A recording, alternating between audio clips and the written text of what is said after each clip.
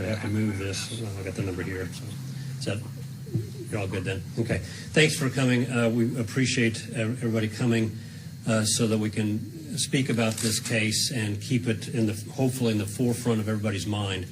So as the news conference that we gave yesterday, you realize that we are dealing with the death of a young man who was discovered Saturday evening. We had a news conference yesterday asking for the public's help so we could identify this child. And right now that is the number one point of this investigation, to find out who this child is. At this point, we still do not have that information. So despite the numerous news articles and TV coverage and social media posts, we don't have that answer. And that is our number one goal at this point, is to find out the identity and the name of this child. And he deserves, to be heard. So that's what we're asking the public's help. We're continuing to ask for the public's help to keep this at the forefront so that we can get that call. Obviously, this is a 5 to 8 year old young man. Somebody was taking care of him. He was in somebody's custody and care for his daily needs and for support. And we still haven't received any information about a child that's missing, that hasn't been accounted for, that would match his description. So we're asking for the public's help again to keep this going. Somebody out there either knows and isn't saying something, or just hasn't had the opportunity to see this in the media yet, and they don't know that they need to call somebody. So again, it's of vital importance that, first of all, the number one point of this case at this point is just to identify him. And that's why we need your help.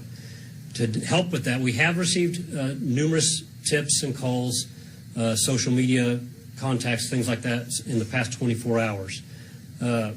We ask that if you do have information, our social media is not the way to contact us for a tip. That's not monitored 24/7. There's lots of different avenues to contact us that way that could be overlooked. So we ask that you use the tip line. We do now have a dedicated tip line just for this investigation. That tip line is 1-888-437-6432. I'll repeat that, 1-888-437-6432, and that is a national 1-800 number. So we do have our own 800 number here to the post, but it only works within the state of Indiana. This number is a nationwide number that anybody can call and give us information. So we ask that if you have a tip, if you have a possibility, if you have information that you feel like you need to relay to one of the investigators, that you use that number, because that way we can track everything. We can make sure that everything is looked at in a proper way and nothing is overlooked. So please, we stress that you use that number, and if you can, as far as your broadcast, if you can put that graphic up there, obviously nice and big and bold so people see that.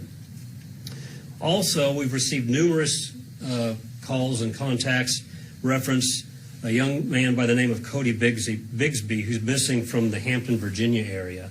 We realize that a lot of people, based on the information that we put out, that could be a possible match.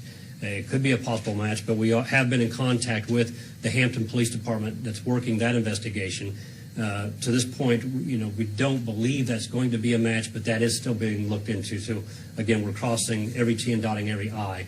So until we have a specific information to say, no, that's not him, but we're not being led in that direction to believe that that's going to be a match. So lots of people have sent us that tip. Lots of people sent us the graphics for that. You don't need to do that anymore. We obviously or definitely looked into that, and numerous others that are on the websites for missing children. We've contacted many state agencies, local agencies, federal agencies, as well as working with other federal agencies on the.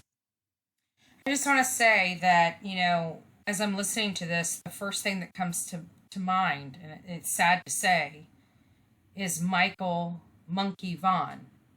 So I'm going to call that in now.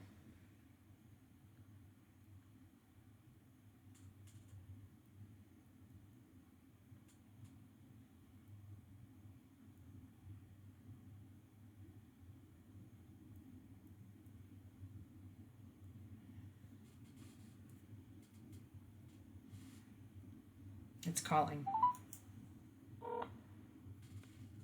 You have reached the non-working number. Announcement 14. Page 4192-1. He said. Oops. 1-888-437-6432, and the phone number's not working. Maybe they figured out who it is. This investigation offering assistance. So we're looking at lots of different avenues, pretty much anything we can. We had originally said that we thought possibly this would be something from the local area as far as the young man's residence, but because nothing's happened, we've been in contact with schools and other agencies in this area looking for somebody who maybe didn't show up that was expected to be there. We haven't had any matches or anything to show up that would answer that question. So if there's any teachers out there, if you guys or anybody else that has noticed a child being there 1 minute and gone the next, may want to call the tip in about the child and have them look into it. So obviously, this could obviously be a national thing. So it could be a child from any location. We're not going to preclude anybody, and we're going to look at any information that comes in that could answer the question as to the identity of this child. At this point, again, we don't have anything new. We just want to get that information out there.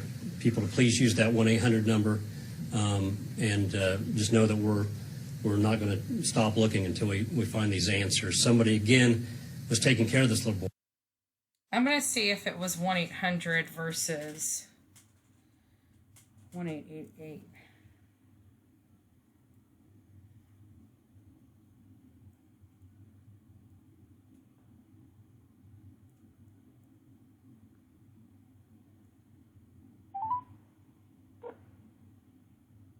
You have reached a non-working number. Announcement 14. Switch 4 last 9. Doesn't look like it's a number that works. Let's just keep going. Boy, he's 5 to 8 years old. He's obviously not taking care of himself. Somebody knows something. Somebody out there knows the answer to this question, and they're either choosing not to come forward with that information, or the right person just hasn't heard this information. So we ask that you please spread the word so that we can identify this young man and give him a voice. Also have today with me Detective Matt Busick, who's working diligently on the investigation. So if you have any questions for Detective Busick or myself, you can go ahead. Given your just history in law enforcement, especially when it deals with cases like this, just kind of talk about the urgency of how fast you guys need information, because we keep going on day after day after day. Yeah, anything we get, the quicker we can get, it's going to help greatly. For a case like this is anything like any officer wants to work, but we are trying to work through it. Anything you have, please call in on the number you've given, and we'll work through it. And you mentioned that local agencies have been checked in with. When not finding a match, is that what prompted wanting this national hotline number? Why was that created? Because this is happening very quickly. Right, and the main thing was because tips have already been coming in from lots of other parts of the country, so we don't, it's just a number they can call from any part of the country, not just our local numbers that we already had. So it's just to ease in the investigation, to make it so anybody can call and not have to worry about that 800 number doesn't work when you're not inside the state of Indiana. So in case somebody has an issue with making a long distance phone call, they don't have to. We're not saying that we expect or we think that this is a national issue. We're just saying we're keeping all doors open. So that just makes it easy for everybody. And then to reiterate from yesterday, either of you can answer, but it was mentioned it's believed that this is recent and that this child probably hasn't been missing very long. Is that still the belief? Is that still the case? Yeah, and obviously, we're still waiting on the autopsy results. That part of the process is not in our hands. So once we have those answers, that can change the answer to that question. But at this time, we would believe it's going to be fairly recent, sometime within the past week. Going off of that, what you mentioned, the autopsy, is that the reason why you have not elevated this to a homicide investigation yet? Right. There's a lot of questions to be answered, and typically on any investigation like this, we're going to wait for those official answers from a doctor to say this is exactly what happened. We're not doctors. We're police and investigators, and we can all make assumptions, but that's not our job, to make those assumptions officially. We wait for the proper authorities to say this is the cause of death, this is the time of death, and then we can move forward from there. So. Additionally, you mentioned some of the schools and people that you had called and talked to. You all have, kept the area that this happened in, kind of under wraps. Is that can you tell us if it is a residential area, or are there people in that area who may have been nearby when this happened? It's a very rural area, heavily wooded area. There are not a lot of houses in the neighborhood. I mean, there are residences. No place in Indiana do you go that you're that far away from somebody. And it was, again, as it stated in the news release, he was discovered a short distance off the road. Mm-hmm. So there were houses in the area. It's just due to the sensitivity of this investigation and for the integrity of the investigation, at this point, we just feel it's best not to give that location out. Yeah. Have you all been able to speak to the folks that did live in the houses that are relatively? Our detectives have done numerous canvasses and spoken with many people. Again, as part with any of our investigations, we would do a neighborhood canvas, and we can expand that canvas and make it bigger and bigger until we find the answers we're looking for, or get to a logical conclusion that we can't go out any further. It's not going to do us any good. But yeah, lots of people have been spoken with. Neighbors. People in the area, just anybody that might have information that could have possibly seen something, we've already checked, or we're in the process of checking if we haven't already done so. Is there a threat to anybody's safety that you're concerned about after finding the body? Anybody's safety here? We don't have any information at this time to think that there would be any danger to the public. No. It would seem that And remember, we did an article that 450 children die every year at the hands of their parents. 450, and that was a study from 2019. clothing, shoes, haircut, anything like that might help in identification. Is there anything you can tell us or can't? Right. Why you can't release that? At right. This point? And again, within any investigation, sometimes it's best to keep the cards you have close to your chest. Not saying that there's anything jaw-dropping out there, but it's best at this point that investigators have chosen that it's best to withhold that information.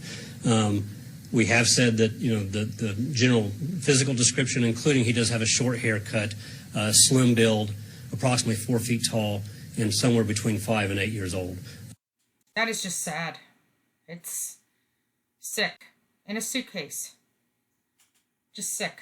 What is wrong with people? And that's our best estimate based on the fact that we have before us. Once the autopsy results come back, we might be able to adjust that and give a specific age or something like that. But again, we have to wait for those results, and we can't hurry that along. We have to wait for that ourselves. It's not like TV.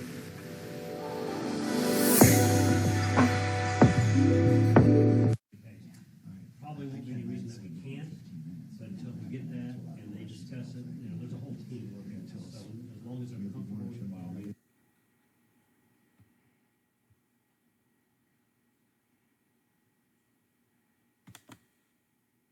Death of a young man who was discovered Saturday evening. We had a news conference yesterday.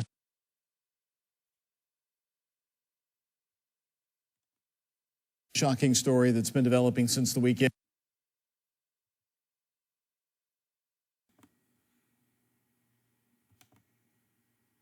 Very disturbing news out of Vernon Central High School. What's going on? Undertax and students have guns. 9 first at 4. Just that he wound up there.